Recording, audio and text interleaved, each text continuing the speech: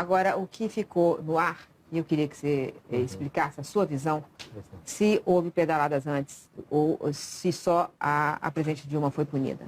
Isso que foi classificado popularmente como pedaladas que foram identificadas nas contas de 2014, começaram a ocorrer apenas a partir do segundo semestre de 2013.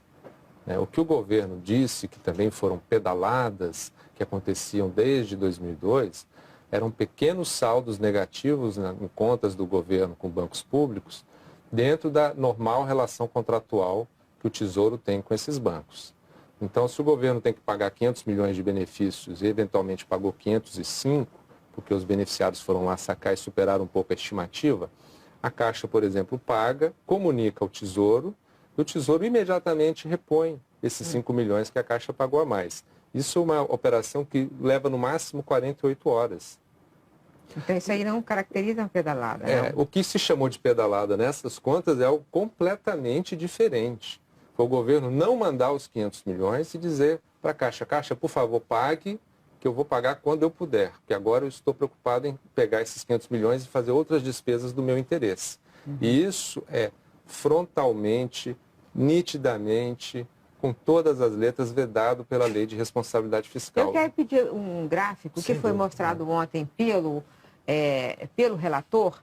Ele mostrou isso, e aí explicando para quem está nos ouvindo o que é esse gráfico. Isso é 2004 para cá, isso é o saldo do governo com a Caixa Econômica Federal, aí que vocês estão vendo que fica ligeiramente positivo, ligeiramente negativo ao longo do tempo. A partir de 2013, ele fica bem negativo, em 2014 chega no nível muito baixo. Queria que você explicasse, então, Júlio. Então, veja, Miro, o gráfico mostra bem que os momentos anteriores a 2013, que o saldo fica negativo, são mínimos e esporádicos. A partir do meio de 2013, o governo passa a usar sistematicamente a Caixa para se financiar. E em 2014 faz isso de uma forma brutal, um saldo negativo ali alcançando quase 6 bilhões de reais negativos. Então, imagine uma instituição financeira ter que suportar este ônus não previsto de carregar 6 bilhões de reais como numa espécie de cheque especial para o governo federal. Se uma ou outra irregularidade, foram 15, uma ou outra que você acha mais importante ser entendida para quem assim, precisa saber que a lei foi desrespeitada? Eu vou destacar as 4 principais, que formam um conjunto harmônico dentro de um plano de maquiagem das contas públicas, segundo o entendimento do Ministério Público de Contas. O governo começa 2014 fraudando o decreto de programação financeira e de contingenciamento, com informações oficiais que ele recebeu do Ministério do Trabalho e do Emprego sobre frustração de receita do FAT e sobre necessidade de suplementação de despesas para o seguro-desemprego, de 9 bilhões a suplementação e 5 bilhões a frustração, ele já teria que, em fevereiro de 2014, ter feito um contingenciamento 14 bilhões de reais maior do que ele fez. Ele teria que ter bloqueado despesas não obrigatórias, porque as obrigatórias ele não pode bloquear. Então ele teria que escolher alguma despesa não obrigatória para bloquear.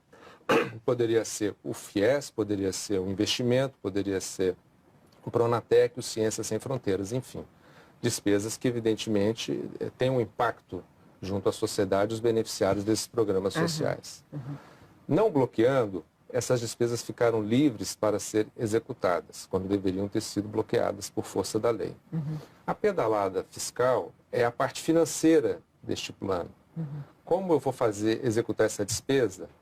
Não basta ter o orçamento livre, eu tenho que ter o dinheiro, efetivamente. Como eu não tinha o dinheiro, eu uso o Banco do Brasil, a Caixa, o BNDES para essas finalidades. E esse dinheiro que eu teria que mandar para esses bancos, eu uso então para pagar esses programas. A terceira irregularidade grave é a edição de decretos da Lavra da Presidente da República, no fim do exercício, de abertura de créditos adicionais. Decretos que só poderiam ter sido abertos por lei. Então, ela usurpa uma competência do Congresso Nacional. Entendi. E é uma das funções principais do Congresso Nacional a discussão da despesa pública. Onde que a sociedade quer colocar dinheiro para qual despesa? Então, emitir esses decretos e bypassar essa necessidade de lei é uma outra irregularidade gravíssima. E compondo fechando esse quadro de graves irregularidades, tem a omissão do Banco Central em contabilizar as pedaladas fiscais como dívida pública. Então, deixaram de ser contabilizados na dívida líquida do setor público 40 bilhões de reais. Com isso, parecia, ao longo do ano, que o governo estava caminhando para o cumprimento da meta, quando, na verdade, se eles tivessem contabilizado a dívida, o resultado fiscal teria evidenciado um descumprimento da meta. Então, a omissão do Banco Central permitiu a maquiagem final dos números públicos. Manuel, como é que você viu essa explicação que ele deu? Ele contou contou 4 das irregularidades que o governo cometeu na administração orçamentária no ano passado. Eu queria ouvir sua opinião sobre isso que ele falou. Eu entendo que as observações foram muito bem feitas, né? Eu acho que estão todas corretas. Apenas faria algumas ressalvas. A primeira, que é defendida pelo governo, é que houve uma necessidade desses empréstimos, da utilização deste cheque especial, para que os assinantes entendam, para pagamento de programas sociais inadiáveis. Você acha desse argumento do governo, divulgado inclusive na nota, e que ele disse que que ele contou aqui, de que o dinheiro era para pagar programas sociais e por isso que foi feita essa operação dessa forma? Eu considero uma falácia, né? Primeiro, esses programas sociais são meritórios e devem ser implementados à medida em que haja sustentação financeira para tal. A gente verifica que isso acontece exatamente em 2014, que é um ano eleitoral.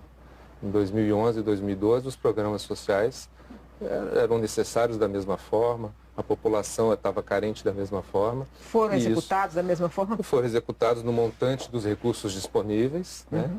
E não houve nenhum problema de pedalada em 2011 e 2012. Então, a gente percebe nitidamente uma intenção do governo de turbinar essas despesas no ano eleitoral. Basta dizer que o FIES, em 2013, tinha 5 bilhões de dotação e em 2014 pulou para 12 bilhões. Da onde se tiram 7 bilhões assim, se não for com um estratagema como esse? E em 2015 a dotação caiu para menos da metade. Né? Quantos estudantes começaram o seu curso superior e em 2015 não conseguiram renovar o financiamento? Quantos estudantes foram para o exterior no Ciências Sem Fronteira e a partir de janeiro ficaram sem receber a bolsa? Então, isso é uma prática irresponsável que não pode ser admitida assim, porque é um programa social, tudo se justifica.